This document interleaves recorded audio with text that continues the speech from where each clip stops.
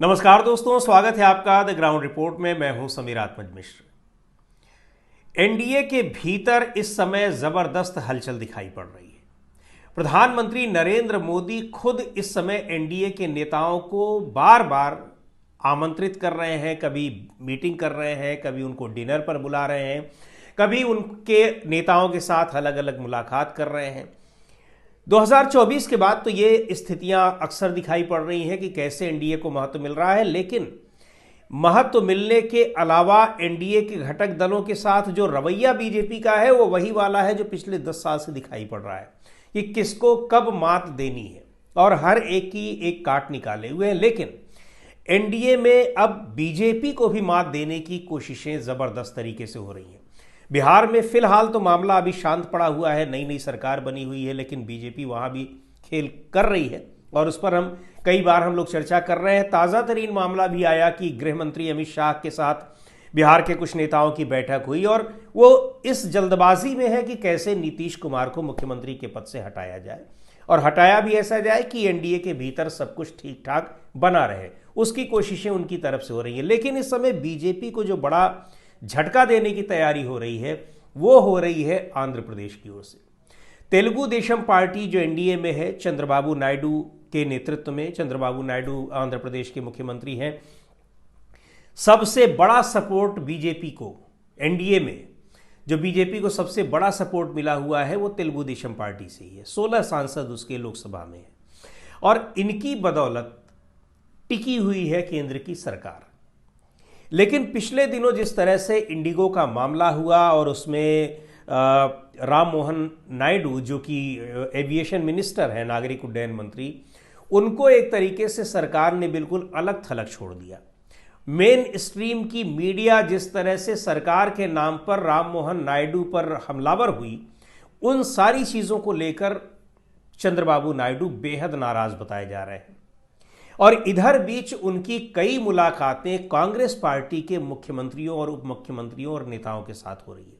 यह बताया जा रहा है कि किस तरह से चंद्रबाबू नायडू राहुल गांधी के संपर्क में है और एक बड़ी रणनीति बनाने की तैयारी हो रही है। वहां पर कई सारी तस्वीरें इधर बीच आई। जो तेलंगाना के मुख्यमंत्री हैं रेवंत रेड्डी, और आपको पता ही है कि रेवंत रेड्डी बेसिकली चंद्रबाबू नायडू की ही पार्टी में रहे हैं और चंद्रबाबू नायडू के एक जमाने में बड़े खास हुआ करते थे।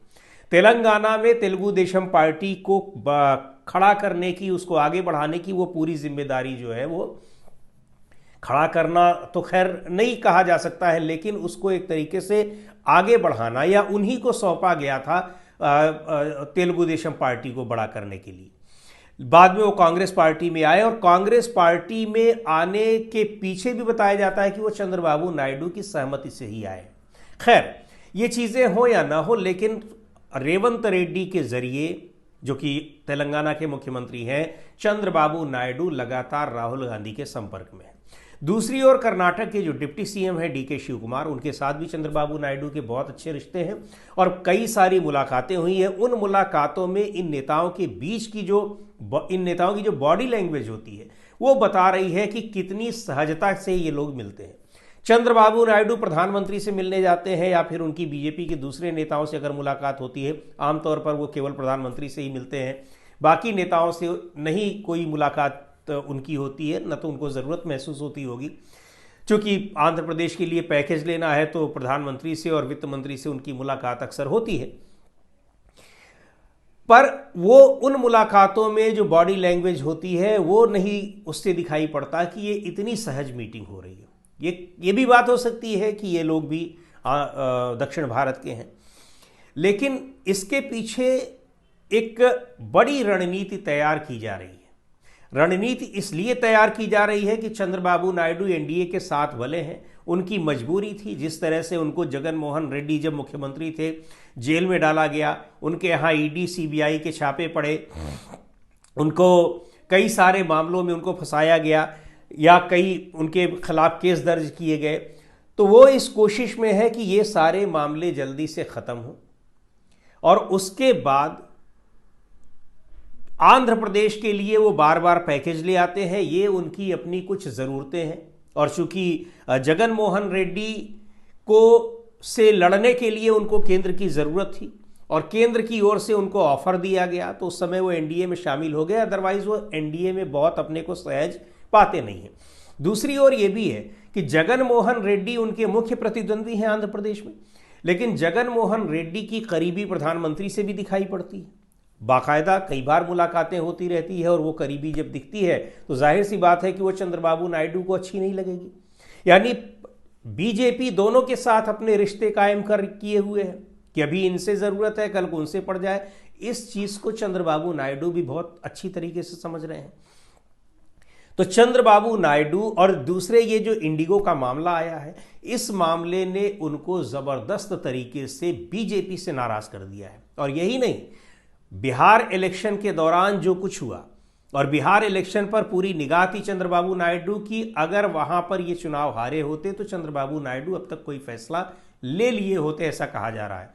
चंद्रबाबू नायडू और आंध्र प्रदेश की राजनीति पर जो बहुत नज़र रखने वाले लोग हैं, उन पत्रकारों का, उन लोगों का कहना है कि चंद्रबाबू नायडू एनडीए के साथ एक मजबूरी में ही है, लेकिन ये साथ बहुत लंबा चलने वाला नहीं है। वो मौके की तलाश में है कि कब यहां से हम अलग हों। दूसरी बात यह भी है कि चंद्रबाबू नायडू को भी नीतीश कुमार की तरह यह उम्मीद थी कि शायद एनडीए का संयोजक बना दिया जाएगा, कन्वेनर बना दिया जाएगा। अब तक नहीं बनाया गया है और न ही कोई उम्मीद दिखाई पड़ रही है, कोई उसकी चर्चा तक नहीं होती है। लेकिन इंडिया गठबंधन में उनके लिए इस पद के लिए दरवाजे पूरी तरह से खुले हुए हैं। ये कहा जा रहा है कि चंद्रबाबू नायडू को शायद इंडिया गठबंधन कन्वेनर के रूप में अपना कन्वेनर उनको बना दे और एक तरीके से उसके जरिए साउथ इंडिया को भी साधने की कोशिश होगी। इस रणनीति पर काम किया जा रहा है। तो यहां कई सारी चीजें हैं। तो यह कि चंद्रबाबू नायडू बीजेपी से क्यों उनकी अदावत है, क्या दिक्कतें हैं, तो पहली बात बहुत सहज वैसे भी नहीं है। दूसरी बात यह कि जिस तरह से बीजेपी अपने एजेंडे अब धीरे धीरे थोप रही है, उनमें कई सारी चीजें हैं जिन्होंने चंद्रबाबू नायडू को नाराज किया है। वक्फ कानून, उस पर साथ तो दे दिया उन्होंने, लेकिन उन्हें पता है कि इन सारी चीज़ों पर अगर साथ देते रहे तो उनका एक जो बड़ा मुस्लिम वोट बैंक है, या फिर कह लीजिए माइनॉरिटी वोट है, क्रिश्चियंस का वोट है, अम्बेडकराइट्स का वोट है, ये सारे वोट उनके दूर हो जाएंगे अगर वो लंबे समय तक बीजेपी के साथ रहे। नुकसान तो अभी भी होगा, खासतौर पर वक्फ संशोधन कानून को लेकर जिस तरह से साथ दिया। इसके अलावा एसआईआर पर जिस तरह से चुनाव आयोग बिल्कुल तेजी दिखा रहा है, एसआईआर को लेकर आशंका उनको पहले ही थी, पहले ही उनका प्रतिनिधिमंडल जाकर मिल चुका है और आशंकित अभी भी हैं। इन सब से ज़्यादा एविएशन वाला जो मामला था, इंडिगो का मामला, उसमें किस तरीके से राम मोहन नायडू बहुत ही करीबी हैं चंद्रबाबू नायडू को, और उनको किस तरह से वहां अलग थलग कर दिया गया सरकार की ओर से, और सरकार समर्थित जो मीडिया है वो उनके पीछे पड़ गया, उस मंत्रालय के पीछे।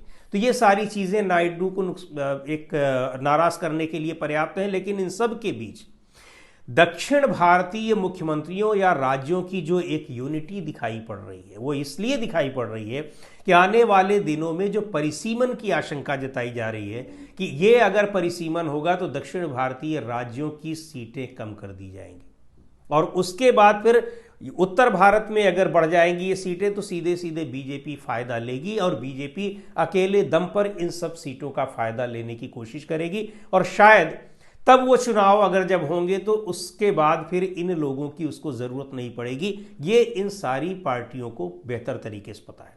और इसमें जो एक की पॉइंट है वो है चंद्रबाबू नायडू, क्योंकि उन्हीं के भरोसे ये सरकार चल रही है। तो अब इन सब चीज़ों के बीच में किस तरीके से नायडू, और नायडू की नज़दीकी रेवंत रेड्डी से भी है, उसके अलावा डीके शिव कुमार से भी है, और इनके ज़रिए उनकी जो एक संपर्क है वो राहुल गांधी से बिल्कुल बना रहता है। दक्षिण भारत में दूसरे राज्य हैं, चाहे वहाँ पर तमिलनाडु हो, केरल हो, इन राज्यों में भी, और कर्नाटक में तो खैर है ही, ये सारे राज्य एक तरीके से जो बीजेपी का दक्षिण भारत को लेकर एक रवैया है उससे भी नाराज़गी है। एक हिंदी भाषा को थोपने की जो बात है उससे भी ये लोग नाराज़ हैं कि यहाँ जो ये सारे मुद्दे जो अब बहुत पीछे रह गए हैं, जिन पर अब चर्चा नहीं होती है, बीजेपी उन सारे मुद्दों को भी उठाने की अब कोशिश कर रही है। तो ये सारी चीज़ें दिखाई पड़ रही हैं कि कैसे चंद्रबाबू नायडू बीजेपी से अपनी दूरी बना रहे हैं और कांग्रेस से या इंडिया गठबंधन से नज़दीकी बना रहे हैं। इंडिया गठबंधन का मतलब मुख्य रूप से कांग्रेस पार्टी से ही है और कांग्रेस पार्टी से नज़दीकी बनाते हुए ये नज़दीकी क्या किसी आगे रास्ते पर जाएगी, जब कई आंध्र प्रदेश तेलंगाना से जो कई पत्रकार हैं जो वहाँ की राजनीति को बहुत अच्छे तरीके से समझते हैं, उनका सीधे तौर पर कहना है कि केवल और केवल मौके की तलाश में है चंद्रबाबू नायडू और ये मौका ये है कि जो ईडी सीबीआई के केसेस चल रहे हैं उनकी फाइनल रिपोर्ट लग जाए और उसके बाद फिर कोई ये कदम उठा सकते हैं, या तो फिर सरकार से वो हाथ खींच सकते हैं या कुछ और भी कोई किसी विकल्प पर विचार कर सकते हैं। लेकिन अगर सरकार से वो हाथ खींच लेते हैं तो सीधे सीधे भारतीय जनता पार्टी के नेतृत्व वाली जो एनडीए सरकार है वो उसके लिए खतरा पैदा हो जाएगा। और केवल चंद्रबाबू नायडू ही नहीं, यहाँ बिहार की स्थिति भी वही है, लेकिन जैसा हमने शुरू में कहा कि अभी वो मामला शांत दिखाई पड़ रहा है, पर चंद्रबाबू नायडू जिस समय कदम बढ़ाएंगे तो बिहार में नीतीश कुमार यानी जनता दल यूनाइटेड तुरंत उनके साथ हो जाएगा, इसमें कोई संदेह नहीं है। महाराष्ट्र में एकनाथ शिंदे, उनके पास भी 7 सांसद हैं, उनकी पार्टी को भी जिस तरह से तोड़ने की कोशिश हो रही है, माना ही जा रहा है कि कई उनसे आधे से ज़्यादा उनके विधायक भारतीय जनता पार्टी के संपर्क में हैं, तो वो भी आशंकित हैं इन सारी चीज़ों को लेकर। बीच में संबंध बहुत ही खराब हो गए, कैबिनेट की मीटिंग में एकनाथ शिंदे के मंत्रियों ने जाना बंद कर दिया। ये सारी स्थितियां दिखाई पड़ रही हैं और ये दिख रहा है कि ये जो नाराज धड़े हैं एनडीए गठबंधन के, ये कहीं ना कहीं ये संपर्क में है इंडिया गठबंधन के अलग अलग धड़ों, अलग अलग पार्टियों के नेताओं के। इधर जो चंद्रबाबू नायडू है वो सीधे दिखाई पड़ रहे हैं कांग्रेस के संपर्क में बहुत बेहतर तरीके से। उसके अलावा एकनाथ शिंदे जो महाराष्ट्र के की पार्टियां हैं, खासतौर से जो शिवसेना या वहाँ भी कांग्रेस पार्टी या शरद पवार, वहाँ मुख्य रूप से शरद पवार इन सारे लोगों को एकजुट करने की कोशिश में दिखाई पड़ रहे हैं। कई बार इन लोगों की बैठकों की खबर आती है, तो ये सब चीज़ें बता रही हैं। और इसकी वजह है जिस तरीके से 2024 के लोकसभा चुनाव के बाद प्रधानमंत्री का रुख दिखाई पड़ रहा था कि थोड़ा डाउन शुरू में हुए थे, लेकिन जिस तरह से लगातार ये विधानसभा चुनाव जीते चले जा रहे हैं, तो फिर से 2024 के पहले वाले जो उनका अपना हिसाब किताब था, यानी जो एनडीए के घटक दलों के प्रति उनका रवैया था, वही फिर से दिखाई पड़ने लगा है। हाँ, ये ज़रूर है कि दिखाने के लिए वो मीटिंग कर रहे हैं, डिनर रख रहे हैं, लेकिन इन पार्टियों के नेताओं को भी ये पता है कि ये सारी चीज़ें क्यों हो रही है। पर इधर एक दूसरी ही खिचड़ी जो पक रही है वो कहाँ तक ले जाती है, ये देखने वाली बात होगी। जो जानकार हैं, जो बहुत ही पॉलिटिकल एनालिस्ट हैं, ख़ास तौर पर जो दक्षिण भारत की राजनीति पर नज़र रखने वाले लोग हैं, उनका कहना है कि चंद्रबाबू नायडू केवल मौके की तलाश में है और ये देखना है कि ये क्या गुल खिलाते हैं रेवंत रेड्डी, डीके शिव कुमार, चंद्रबाबू नायडू और ये सारे लोग जिस तरह से ये राहुल गांधी से लगातार संपर्क में हैं, तो आगे क्या कुछ होता है। लेकिन इसके पीछे कई सारे कारण हैं। एक तो ये है कि चंद्रबाबू नायडू भी नीतीश कुमार की तरह कभी नरेंद्र मोदी को नेता नहीं स्वीकार कर पाए, राजनीति में उनसे जूनियर हैं, कई बार के मुख्यमंत्री हैं चंद्रबाबू नायडू और उम्र में भी उनसे बड़े हैं। दूसरी बात ये कहा जाता है और जो करीबी लोग हैं चंद्रबाबू नायडू के वो भी बताते हैं कि एक प्रधानमंत्री का जो एरोगेंस है वो भी इन नेताओं को अखरता है कहीं ना कहीं। तो बहुत सारी चीज़ें हैं और थोड़ा सा जो एक मैं वाली बात जो हम में आई थी, यानी पहले अपनी मेरी सरकार, मोदी सरकार की बजाय अब जो एनडीए सरकार कहने की आदत पड़ी है, धीरे धीरे वो आदत भी ऐसा लग रहा है जैसे जैसे राज्य जीत रहे हैं वो छूटती जा रही है।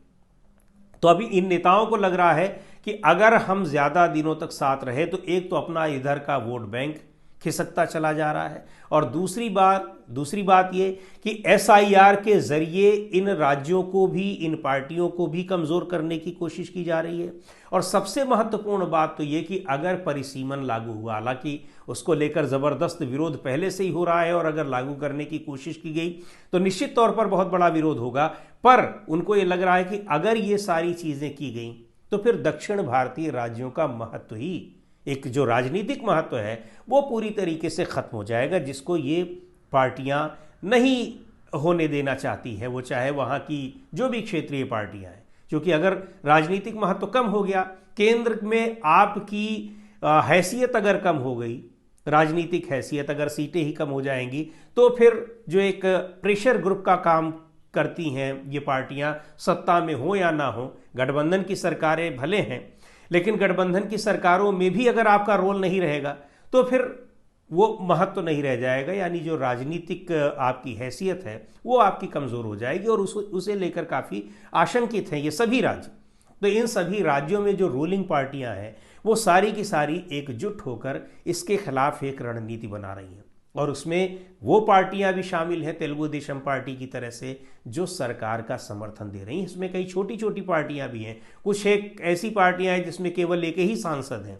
तो ये सारे लोगों का एक जो संपर्क है, जुटान है, वो धीरे धीरे दिखाई पड़ रहा है कि कैसे इंडिया गठबंधन की ओर आ रहा है। और एक बहुत एक व्यक्ति हैं और उनका संबंध भी तेलुगु देशम पार्टी से है। उनका ये कहना है कि अगर नरेंद्र मोदी की सरकार को कोई खतरा होगा तो उसकी शुरुआत दक्षिण भारत की पार्टियों से ही होगी। उस खतरे की शुरुआत या उस खतरे की जो घंटी बजेगी वो दक्षिण भारत की पार्टियों से ही बजेगी। तो वो दक्षिण भारत की कौन सी पार्टियां हैं? वो जाहिर सी बात है कि जो सपोर्ट दे रही है, और दक्षिण भारत की पार्टी का ही सबसे बड़ा सपोर्ट है। सबसे ज़्यादा जो सांसद हैं वो तेलुगु देशम पार्टी की है। तो देखते हैं आगे होता क्या है। लेकिन ये स्थितियां बड़ी तेज़ी से, राजनीतिक परिस्थितियां बदल रही हैं और आने वाले दिनों में यानी 2026 और 27 में मोदी सरकार के लिए बहुत बड़ा खतरा ये दिखाई पड़ रहा है, और खासकर तेलुगु देशम पार्टी की ओर से। आज की वीडियो में इतना ही। अगले वीडियो में फिर मिलेंगे एक नए विषय के साथ, एक नए मुद्दे के साथ। द ग्राउंड रिपोर्ट के यूट्यूब चैनल को आपने अब तक सब्सक्राइब न किया हो तो ज़रूर कर लें। हमारे वीडियोज़ को लाइक करें, शेयर करें और अपने सुझाव भी हमें ज़रूर भेजें।